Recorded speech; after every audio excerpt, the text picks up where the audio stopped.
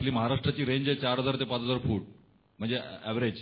त्यामुळे ॲटलीस्ट 6-7 हजार फुटावर जायला लागतं आणि ओपन हेलिकॉप्टर. आणि उद्धवजींना सवय आहे ती कसेही सगळ्या अँगलमध्ये फोटो काढायचे. त्यामुळे ते हेलिकॉप्टर असं असं असं परत सगळ्या त्या धिरट्या या सगळ्या प्रकारामध्ये कमांडो गडबडले. म्हणजे त्यांना गरगरायला लागलं, त्यांना भोवळायला लागली आणि आम्हाला जाणवलं की त्यांचं असं होतं आणि ते आमच्या समोर बसले होते. त्यामुळे पुढचा म्हणजे एक्झॅक्टली माझ्यासमोर होते ते.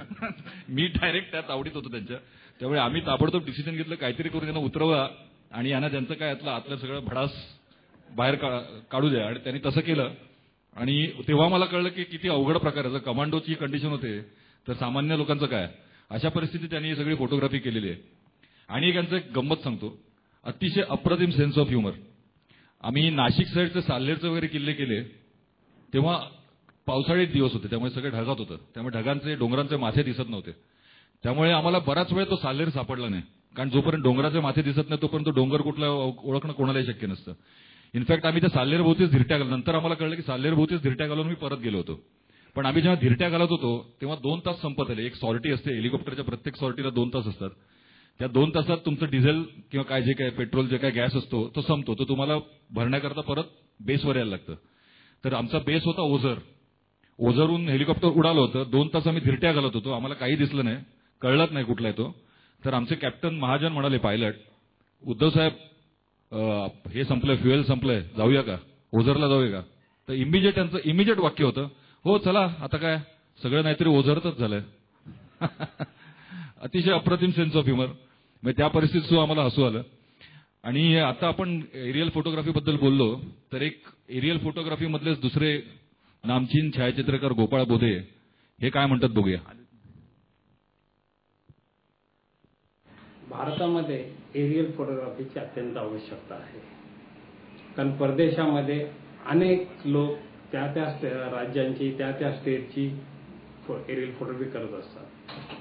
आपल्या भारतात हा विषय जेवढा वाढायला पाहिजे एरियल फोटोग्राफीचा तेवढा वाढलेला नाही.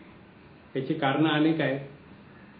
पण भारतात जे कमी करणारे लोक आहेत एरियल फोटोग्राफी त्यामध्ये उद्धवजींचं नाव अग्रेसर आहे. त्यांनी केलेलं किल्ल्यांचं एक्झिबिशन मी पाहिलं.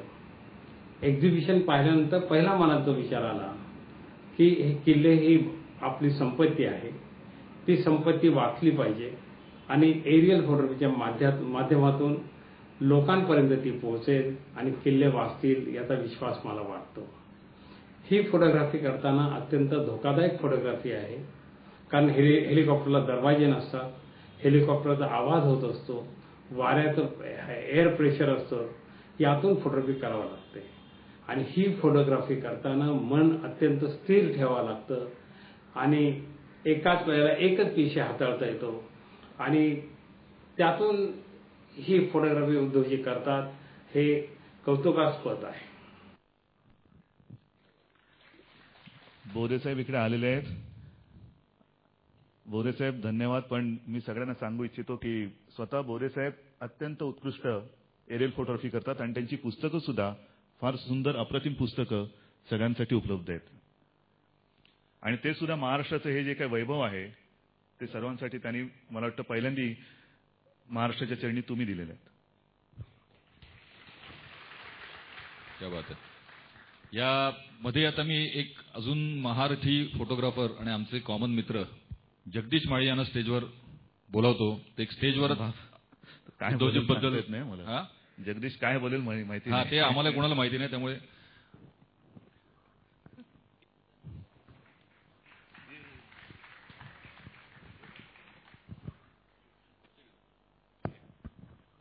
नमस्कार मंडळी. माईक समोर म्हणजे बोलायचं म्हणजे जरा प्रॉब्लेमच आहे. घाबरतो जगदीश, पण तुम्ही सांभाळून घ्या, काय हरकत नाही. मला तरी वाटतं हे बसा पाहिजे.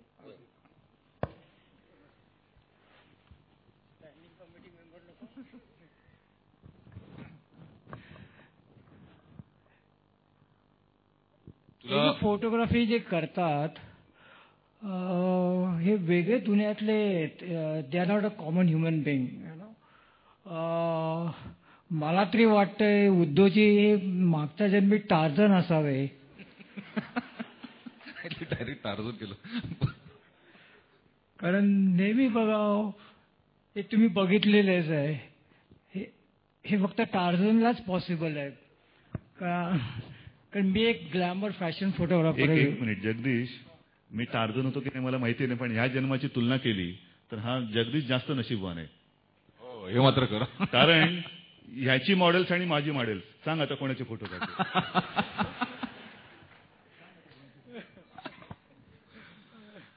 नाही पण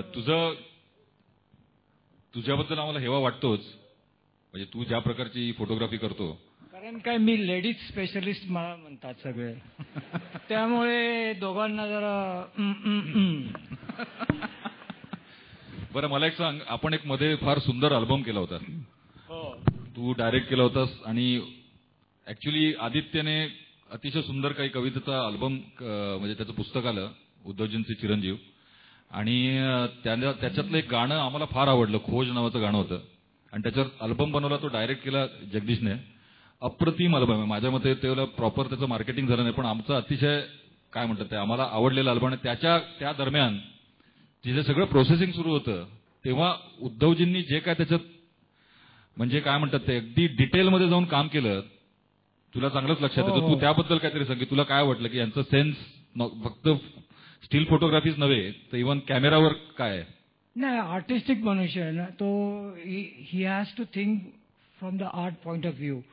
तर म्युझिक व्हिडिओ तुम्ही बघितले असेलच की नुसतं डान्स वगैरे त्यात असतो, पण आमचा जो म्युझिक व्हिडिओ होता उद्धवजींनी सांगितलं की हे असं हा प्रकार काय नाही पाहिजे, कारण it's a different total different song. थोडं आध्यात्मिक लेवलचं, म्हणजे आदित्यने कसं काय लिहिलं माहिती नाही, पण थोडं आध्यात्मिक वगैरे उंचीवर आणि पातळीवर जाणारं ते गाणं होतं. त्या एज ग्रुपला आणि त्याला उद्धवजींनी बरोबर जसं पाहिजे ते त्याला, कारण आम्हाला यांची कोणाची तशी डेअरिंग होत नव्हती की कसं काय सांगायचं नक्की, ह्याच्यात आपण काय चुका केल्या तर प्रॉब्लेम नको वगैरे, असं सगळ्यांना जरा भीती पण वाटत होती. पण उद्धवजींनी प्रॉपरली ते सगळं गाईड केलं आणि ते अगदी पूर्ण होईपर्यंत त्यांचं मार्गदर्शन होतं आणि खरोखर अप्रतिम अल्बम आहे तो. त्याचं जर नीट मार्केटिंग अजूनही झालं तर तो गाजेल याचं मला खात्री आहे का नाही, वी कॅन प्रोजेक्ट इट. आहे का नेक्स्ट टाइम. तर आता तू इकडे बसतोस, इकडे बस किंवा मी स्टॉल मध्ये. चालेल. Thank you very much. हा तुझा त्याचा वेगळा. याच्यानंतर आणि एक आमचे फोटोग्राफर मित्र, त्यांचं नाव आहे कुरेशी, यांनी आम्हाला एरियल फोटोग्राफीत म्हणजे उद्धवजींना खूप मदत केली. ते काय म्हणतात आपण बघूया. नमस्ते, मैं इसरार कुरैशी बोलता हूँ. मैं मुंबई में एडवर्टाइजिंग फोटोग्राफी करता हूँ पिछले 18-20 साल से. उद्धव साहब से मेरी मुलाकात फोटोग्राफी के थ्रू हो गई और उतने ही साल से हम लोग इंटरेक्शन करते रहते हैं, मिलते रहते हैं. मैंने उनके साथ काफ़ी फोटोग्राफी की है मिलकर.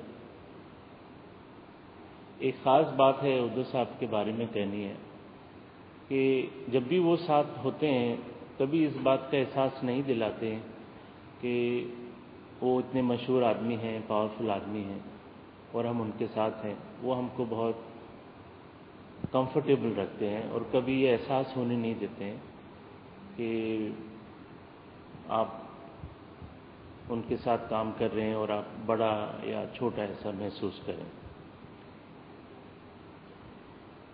उद्धव साहब फोटोग्राफी के बारे में बहुत पैशनेट हैं. वो जब भी फ़ोन पर बात होती है या मुलाकात होती है हमेशा फोटोग्राफी के बारे में जानना होता है उन्हें. नई क्या टेक्निक आ रही है, फोटोग्राफी में क्या चेंजेस आ रहे हैं, उनको जानना होता है. वो बहुत बिजी रहते हैं, सब जानते हैं इस बात को, लेकिन फिर भी पता नहीं कैसे वक्त निकालते हैं और हमेशा फोटोग्राफी करते हैं. बहुत पैशनेट हैं. उनकी जो नज़र है बहुत बारीक है और चीज़ को बहुत ही आसानी से वो कंपोज करते हैं अपने पिक्चर्स. मैंने उनके साथ एरियल फोटोग्राफी भी की है और उनका जो काम है बहुत खूबसूरत है, इसमें कोई दो राय नहीं है. मेरे कहने की भी ज़रूरत नहीं है, लोग जानते हैं उसको। जब भी मुलाकात होती है हमेशा उनको फोटोग्राफी के बारे में जानना रहता है और वो हमेशा नई टेक्नोलॉजी को बहुत जल्दी और फास्ट अडेप्ट करते हैं, उसको यूज़ करते हैं, चाहे वो फिल्म टेक्नोलॉजी हो या डिजिटल हो। वो हर चीज़ से की जानकारी उनको बहुत अच्छी है और बहुत अच्छे से अपने इक्विपमेंट को इस्तेमाल करते हैं वो। क्या बात आहे. तर आणि एक गोष्ट तुम्हाला सांगू इच्छितो उद्धवजींची, की हा माझ्या मते एकमेव नेता असेल की ज्याला आपल्या महाराष्ट्रातला जवळजवळ प्रत्येक किल्ला नावानिशी माहिती आहे, त्याची उंची माहिती आहे आणि वर काय खाली काय त्यातल्या वास्तू काय ते पूर्ण माहिती आहे. आणि मी एक डोंगरी माणूस असल्यामुळे मला प्रचंड या गोष्टीचा यामुळे उद्धवजींबद्दल आत्मीयता वाटते. ते खूप मोठी गोष्ट आहे. आणि या आता हे जे पुस्तक ते येतंय याच्यात तुम्हाला ते कळेलच त्यांनी काय काम केलं ते. तर आता जरा पुढचं थोडं सिरियस सब्जेक्टकडे येतो. सिरियस म्हणजे अजूनही आपण जंगलातच आहोत. तर तो बांधवगड वगैरे तुझ्या आवडत्या जागा आणि तिथे तू नुसतंच फोटोग्राफी करता फिरलेला नाहीस, तर तिथे पार जंगलामध्ये घुसून मी बघितलंय बरेच वेळा काही ठिकाणी की तुझे अगदी जे फॉरेस्ट गार्ड्स म्हणजे एकदम एखाद्या छोट्याशा झोपडीत काम करणारा माणूस जो महिनोन महिने एकांतात तिकडे जंगल सांभाळत असतो, अशा माणसाची पण तुझी जवळीक असते, त्याची तू विचारपूस करतोस आणि त्यांच्याकरता तू चॅरिटेबल बरंच काय काय काम केलेलं आहेस अशा जंगलांमध्ये आणि अँब्युलन्स वगैरे सेवा केलेली आहेस. तर तुझं याच्या मागचं हे काय म्हणजे उद्देश काय हे सगळं करण्यामागचा? मी ज्या वेळेला जंगलामध्ये जातो, फोटोग्राफी करतो, आता बऱ्याच वर्षानंतर 1-2 महिन्यापूर्वी गेलो. मध्ये ही जी काही जाणं येणं माझं होतं ते तुटलं होतं. सुरुवातीला मी जेव्हा जात होतो तेव्हा मगाशी डॉक्टरांनी उल्लेख केला राजेश गोपाल. कानामध्ये आम्ही फिरत होतो, ते समोर बसले होते, मी जिप्सीमध्ये पाठी बसलो होतो. आणि एक तुम्हाला कल्पना यावी म्हणून मी सांगतो, आपल्याला शहरामध्ये बसून जंगलाची कल्पना पूर्ण येतच नाही. आपल्याला मॅनेजमेंट म्हटल्यानंतर आपल्या व्यवसायामध्ये कसं मॅनेजमेंट आहे ते येतं, पण जंगलात सुद्धा मॅनेजमेंट हा प्रकार असतो हे मला कानात गेल्यानंतर कळलं. आणि आम्ही फिरत असताना तिकडे एक तो फॉरेस्ट गार्ड होता, अंगावरती घोंगडी घेऊन बसलेला आणि कापत होता दिवसात. तर त्या राजेश गोपालनी असंच विचारलं, अरे इसका इलाज किया की नहीं? तर तुला हाँ साहब किया, अभी डॉक्टर के पास लेके जाना है, देखेंगे कैसे लेके जाने का. तर मग गाडी सुरू झाल्यानंतर म्हटलं क्या हुआ है इसको? तो नहीं लगता है मलेरिया हुआ है. म्हटलं आता इलाज कहाँ करेंगे? नहीं वो तो मांडला जाना पड़ेगा. मांडला म्हणजे कानापासून मला वाटतं 40 का 45 किलोमीटर दूर. बापरे. कैसे जाएंगे? देखेंगे, रस्ते पे जाएंगे, गाडी रोकने की कोशिश करेंगे. कोणी लिफ्ट दिली तर हा माणूस डॉक्टरपर्यंत जाणार. तिकडे गेल्यानंतर डॉक्टर तेव्हा असला तर त्याची तपासणी होणार, औषध असलं तर औषध मिळणार आणि तो बरा होणार. आणि तो विषय मला कुठेतरी भिडला. मी विचारलं की इकडे तुम्हाला जवळपास डॉक्टर नाही का? तर डॉक्टर इकडे कुठेच नाहीये. पुढे जाऊन मग विचारलं इकडे नेहमीचे कोणते रोग इकडे होतात? तर मलेरिया आहे, टायफॉइड आहे, कावीळ आहे. नीट जर का विचार केला तर आताही ज्या काही जाहिराती चाललेल्या आहेत, सेव्ह टायगर, कानामध्ये साधारणतः एका वाघाची जी काही टेरिटरी म्हणतो ती 25 स्क्वेअर किलोमीटर, आणि त्या 25 स्क्वेअर किलोमीटरमध्ये एक फॉरेस्ट गार्ड असतो. त्या वाघावरती साधारणतः लक्ष ठेवायला की हा वाघ साधारणतः याची हालचाल कशी चाललेली आहे, दिसला की नाही, किती दिवस दिसला नाही, काय करतोय, आजारी आहे का, त्याला काय लागलंय का, हे नुसतं तो बघणार. आणि मग हे पाहत असताना त्या पूर्ण दिवसाचं ठीक आहे, पण रात्र झाल्यानंतर मी असं म्हणतो की आपल्याला मुंबईमध्ये डोळे बंद केले तरी रात्री दिसू शकेल, एवढा उजेड असतो. पण कान्हा या जंगलामध्ये रात्रीचे डोळे अगदी जेवढे उघडता येईल तेवढे उघडे करून जरी बघितलं तरी काही दिसत नाही, एवढा काळोख असतो. कारण आतमध्ये इलेक्ट्रिसिटी तर नाहीच, दिवा पण तसा काही नाहीच, मेणबत्ती वगैरे तरी काय होणार. आणि मग त्या चौकीमध्ये या अनेकदा मी चौक्या बघितल्यात, नुसत्या म्हणजे आपल्या इथल्या झोपड्या तरी बऱ्या. अच्छा. आणि त्या कायम होतात, हे विशेष आपल्याकडच्या, ते तिकडे कायमही होत नाहीत. झावळ्या बिवळ्या लावून एखादी चौकी केलेली आणि त्याच्यात तो माणूस बसतो. आणि त्या किर्र काळोखामध्ये शेवटी जंगल आहे, भीती ही माणसाला वाटणारच. ती भीती वाटू नये म्हणून दारू पित राहणार. आणि मग त्या दारू पित राहणार, त्याच्यामध्ये मग ते विंचू असतील, साप असेल, किडे मकोडे, डास, मलेरिया होतो, आणखीन काय काय होतं, मग टायफॉइड होतो. आणि मग ह्याचा सगळ्याचा परिणाम म्हणजे शेवटी कावीळ झाले का तो माणूस गेला. मग मी विचार केला की या लोकांना आपण उपचार केले पाहिजेत. मग पुढच्या वेळेला मी डॉक्टर दीपक सावंतांना घेऊन गेलो. त्यांच्यासोबत 5-1 लोकांची आम्ही टीम घेऊन गेलो डॉक्टरांची. आणि तेव्हा सुद्धा एक असं घडलं की तेव्हा दिग्विजय सिंग मुख्यमंत्री होते मध्य प्रदेशचे. त्यांनी मला नागपूरवरनं हेलिकॉप्टर दिलं होतं जंगलात यायला. मी गेल्यानंतर तिथले पोलीस, SP वगैरे वगैरे जे मोठे अधिकारी होते सगळे होते. सगळ्यांनी सलामी वगैरे म्हणजे आगत स्वागत केलं आणि मग निघाले. दुसऱ्या दिवशी ज्या वेळेला म्हणजे आम्ही त्या दिवशी संध्याकाळी कॅम्प केला. दुसऱ्या दिवशी जेव्हा आम्ही जंगल फिरून आल्यानंतर कॅम्प सुरू केला तेव्हा मी बसलो तो डॉक्टर तर सगळ्यांची तपासणी करत होते आणि औषधोपचार करत होते. एक पोलीस आला आणि म्हणाले की SP साहेब मिलना चाहते. तर म्हटलं तर SP साहेबला काय झालं की कॅम्प घ्यायला परवानगी आहे नाहीये. म्हटलं बोलाये. ते SP आले आणि मला सॅल्यूट ठोकून उभे राहिले. म्हटलं काय झालं. मला म्हणाले साहब कल आप आ गए मैं था. म्हटलं मी बघितलं तुम्हाला. आपके साथ वो एक बडा बक्सा उतरा. एक मोठा बॉक्स होता माझा. मला असं वाटलं की म्हणे रात्री तुमचं सुद्धा बहुतेक दारूकाम चालणार आणि म्हणून मी संध्याकाळीच गायब झालो की काय झाले गडबड. तर मी नव्हतो इकडे रिपोर्टमध्ये लिहायला बरं कारण मी तिकडे स्टेट गेस्ट होतो. माझ्या विरुद्ध काय लिहिणार ते म्हणून ते लापता झालेले. आणि म्हणून काल रात्री काय काय घडलं हे विचारायला मी फोन केला तेव्हा मला कळलं की त्या बॉक्समधनं दारूच्या नाहीत तर औषधाच्या बाटल्या निघाल्या. हो त्या बात. आणि म्हणे आजपर्यंत इथे एवढी लोक येऊन गेली पण कोणी हा विचार केला नव्हता. तुम्ही हा पहिल्यांदा केला म्हणून मी खास तुम्हाला पुन्हा एकदा सॅल्यूट मारायला आलो. क्या बात. आणखीन एक गोष्ट तुम्हाला सांगावीशी वाटते की हा अनुभव डॉक्टरांना पण आलेला आहेच की आम्ही निघताना तिथल्या सगळ्या फॉरेस्ट गार्डच्या डोळ्यामध्ये पाणी होतं आणि त्यांनी एकच गोष्ट सांगितली की डॉक्टर साहेब आप पहिले डॉक्टर है की तुम्ही म्हणे आमची नाडी वगैरे तपासून आम्हाला चेक करून औषध दिलं. नाहीतर म्हणे पोट दुखतंय डोकं दुखतंय असं एवढं लांबून विचारतात आणि औषध देऊन मोकळे होतात. तपासणी हा भागच नाहीये. आणि मग त्याच्या पुढे जाऊन जेव्हा मी ते माझ्या मनामध्ये होतं की ह्यांना हॉस्पिटल किंवा डॉक्टरांपर्यंत जायला गाडी नसते मग आम्ही असं ठरवलं आणि नुसतंच ठरवलं नाही तर एक अँब्युलन्स बांधवगडच्या जंगलामध्ये दिली. ती आज सुद्धा तिथल्या फॉरेस्ट गार्डसाठी तिची सेवा चालू आहे. क्या बात. आणि त्याचा खरोखर त्याचा उपयोग आहे. आणि हे जसं मध्य प्रदेशमध्ये केलं तसंच मेळघाटमध्ये सुद्धा केलं. मेळघाटमध्ये सुद्धा एक अँब्युलन्स दिली. अच्छा. आणि खरं म्हणजे डॉक्टर तो मेळघाटचा अनुभव तुम्हीच सांगितलं जास्त चांगला आहे. तर तुम्ही गेला होता आणि ते संपूर्ण लोक कसे आले ते तुम्ही तेवढा एक अनुभव सांगा.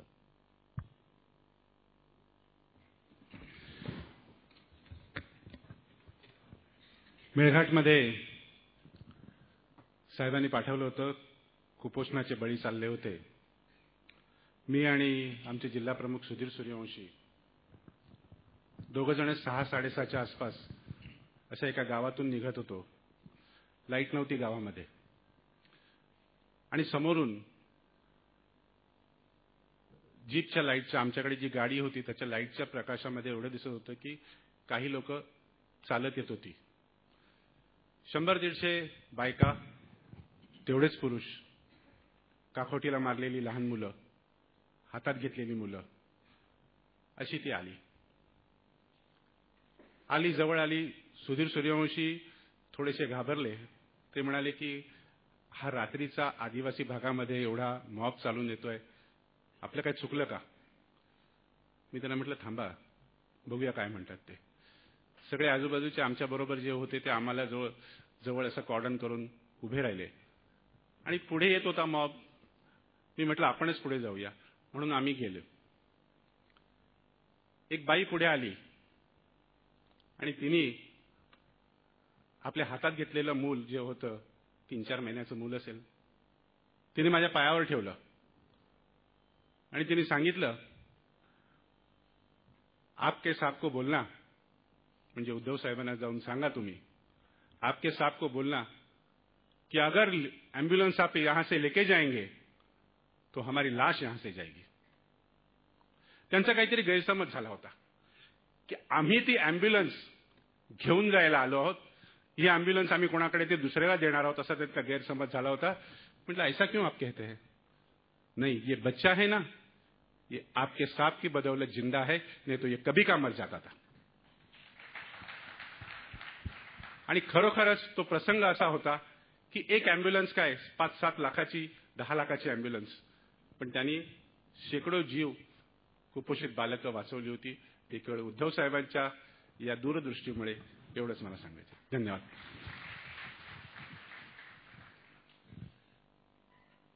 आता थोडं अजून सिरियस सब्जेक्टकडे, म्हणजे राजकारण. राजकारण मला वाटतं सगळ्यात लाईट सब्जेक्ट आहे. आता तुला लाईट आहे. कारण मला असं वाटतं की ही घटना बघितली त्याच्यानंतर एकूणच जर का बघितलं महाराष्ट्राची परिस्थिती, तर त्याचं गांभीर्यच कोणाला कळलेलं नाहीये. आणि राजकारण मी एवढ्यासाठी बोललो की हलकं फुलकं आहे की आता राजकारणावरती वळतच असशील तर मग नावानिशी बोलायला पाहिजे. आपण बघितलेलं आहे की महागाईवरती बोलताना सुद्धा मंत्री कसे होते.